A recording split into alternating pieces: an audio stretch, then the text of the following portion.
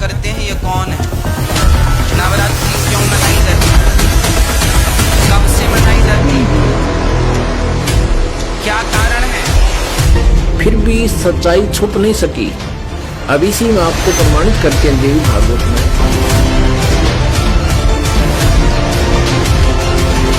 नवरात्रि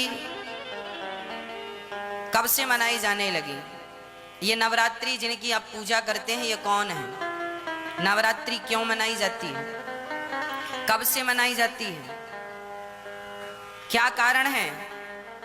तो आपको बताएं, भगवान श्री कृष्ण के जन्मोत्सव से ही नवरात्रि का भी उत्सव चालू हुआ।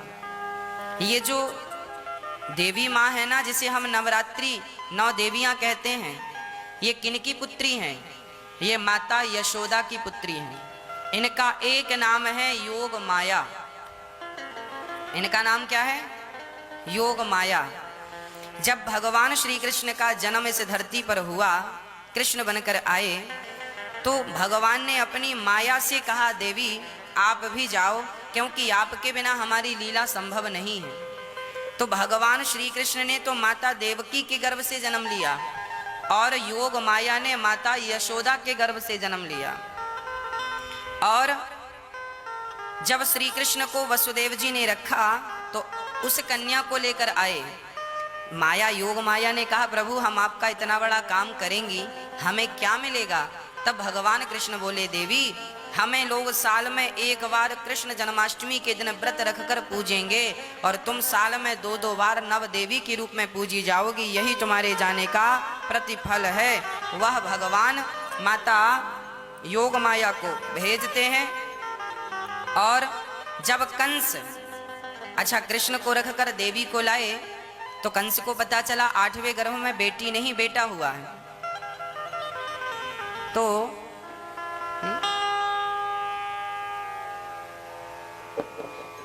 कंस ने पत्थर पर पटक दिया, हाथ से छूटकर वो अष्टभुजाधारी बन गई दुर्गा और बोली, मूर्ख तुझे मारने वाला प्रकट हो चुका है। और वही अष्टभुजाधारी देवी आज वर्तमान में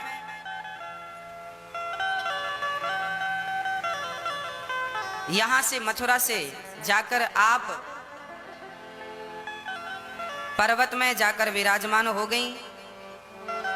मुझे स्थान का नाम विस्मरण हो रहा है। उत्तर प्रदेश में मिर्जापुर, कौन सा पर्वत है?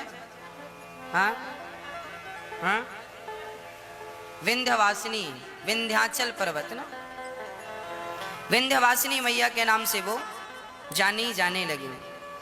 और वहां पर मैया जी विराजमान हो गई।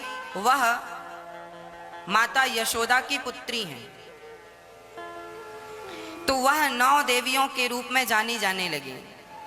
प्रथमम शैलपुत्री चा, प्रथमम शैलपुत्री चा अर्थात पहली आर्ज के दिन, प्रथम दिन किसकी पूजा होती है?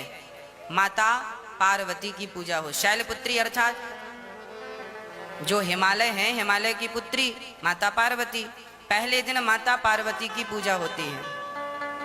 वही माता पार्वती दूसरे दिन, द्वितीयम ब्रह्मचारिणी, दूसरे दिन अर्थात द्वितीया कल वही माता ब्रह्मचारिणी के रूप में हम पूजेंगे, वो पूजी जाएंगी। तृतीयम चंद्र घंटेति, चंद्र घंटा के नाम से वह तीसरे दिन पूजती हैं। चौथे दिन कोषमांडा के नाम से, 5वें दिन स्कंध माता, 6वें दिन कात्यायनी, 7वें दिन कालरात्रि, 8वें दिन महागौरी और 9वें दिन सिद्धिदात्री। ऐसे पुण्यात्माओं, जैसा कि आपको सृष्टि रचना के प्रारंभ में जब कथा शुरू करी थी, बताया था कि काल भगवान ने, इस क्षर पुरुष ने, जो ब्रह्मा विष्णु महेश के पिताजी हैं, दुर्गा जी के पति हैं, जो श्री देवी के पति हैं और ब्रह्मा विष्णु महेश के पिता हैं, इसने ये कहा था दुर्गा से कि मेरा भेद किसी को मत बताना। इसको बहुत सख्ती से कहा था, तो देवी ने उसी उद्देश्य से ब्रह्मा विष्णु महेश को इस क्षर पुरुष का ज्ञान नहीं दिया। अब दुर्गा से इसने कहा था कि मेरा भेद किसी को नहीं देना। इसी प्रकार दुर्गा ने इनको कोई उस भेद नहीं दिया ब्रह्म का, फिर भी सच्चाई छुप नहीं सकी। अब इसी में आपको प्रमाणित करते हैं देवी भागवत में, ब्रह्मा जी ने वेदों को पढ़ा, दुर्गा से पूछा कि वेदों में ये लिखा है कि केवल एक ब्रह्म जिसके बराबर दूसरा नहीं है। ब्रह्म माने परमात्मा भी होता है, वो ब्रह्म माने भगवान होता है, वो एक ही परमात्मा पूजा के योग्य है। तो वो क्या आप ही हो क्या? ब्रह्मा ने पूछा, क्या वो आप ही हो? दुर्गा से कहती। अब दुर्गा क्या उत्तर देती है देखिएगा। हम श्रीमद् देवी भागवत यानी दुर्गा पुराण, देवी पुराण को पढ़ रहे हैं, जो गीता प्रेस गोरखपुर से प्रकाशित है। इसके तीसरे स्कंद में पृष्ठ नंबर 125 पर हम पढ़ रहे हैं। 123 तक हमने पढ़ लिया। यहां 124 पे देखिएगा,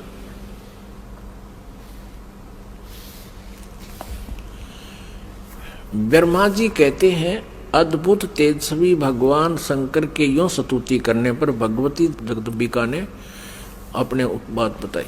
अब यहाँ ब्रह्मा जी पूछ रहे हैं, ब्रह्मा जी का प्रकरण चल रहा है।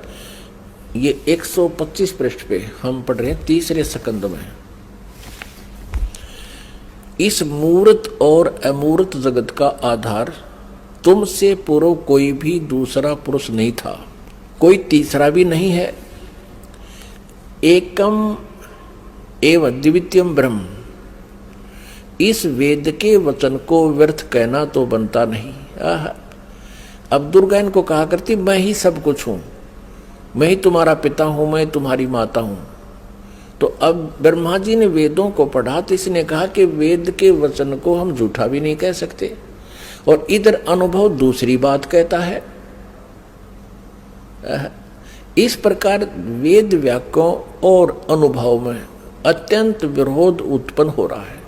वेद कहते हैं एकम एव अद्वितीयम ब्रह्म है, तो क्या वह है आत्म स्वरूपा तुम ही हो, अथवा वह कोई और पुरुष है?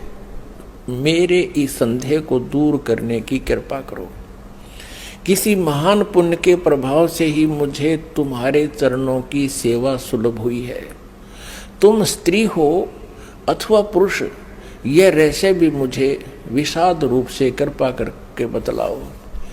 अध्याय 4-5 यहाँ पूरा होगा, तीसरे स्कंद का अब छठा अध्याय शुरू होता है। ब्रह्मा जी कहते हैं, इस प्रकार मैंने जब भगवती जगदम्बिका से विनय पूर्वक पूछा, तब वे मधुर वाणी में मुझसे कहने लगी।